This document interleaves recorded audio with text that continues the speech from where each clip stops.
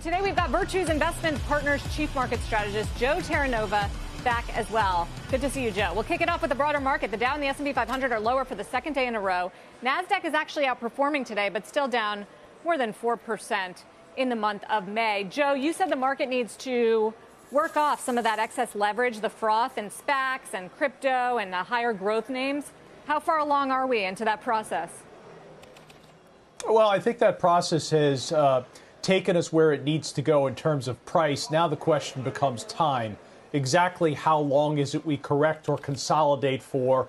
And understand that's something that's a little bit unique for investors. They're normally accustomed the last couple of years to corrections that come very quickly in terms of time and recover in terms of price even faster. This one, I think, takes it a little bit longer as it relates to SPACs, as it relates to hyper-growth-oriented names.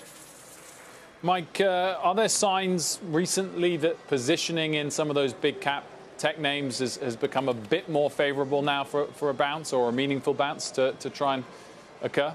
Yeah, obviously, the positioning's much lighter. Naturally, they were very crowded going back, let's say, 8 to 12 months ago. And, you know, this series of data points keeps coming out. There was a report about hedge fund positioning and mega cap growth. That was at multi-year lows last week. Today, the B of A fund manager survey also showed technology allocations are down near 15-year lows, at least relative to that survey's history. So I do think that it's fairly, intuitive in a sense, right? We're seeing these 13F filings that are dated March 31st that show a lot of lightening up on those big growth names. And obviously, they've underperformed for months. How does something underperform? People back out of them. And so that's sort of the setup right now. To me, it means is the market's a little bit more in balance, and if anything, people leaning a little heavily into the cyclical trends, which makes sense. This isn't a timing mechanism, but it does tell you that that the old favorites are not the ones where people are putting the marginal dollar right now. Because why?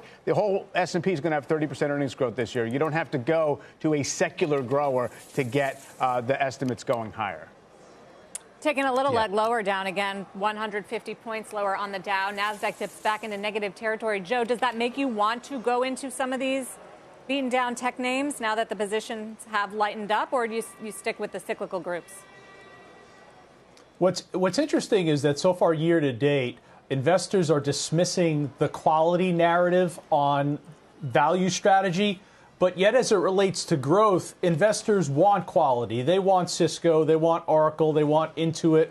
I think you are also okay as it relates to established growth names like Alphabet or Microsoft. But consistent with Mike's comments, and I completely agree, just look at the 52-week high list today. You've got 43 new highs in the S&P 500. They're all cyclically oriented, ranging from JP Morgan to Mosaic to Hess, and even CVS, which has made a comeback and is now at a 52-week high.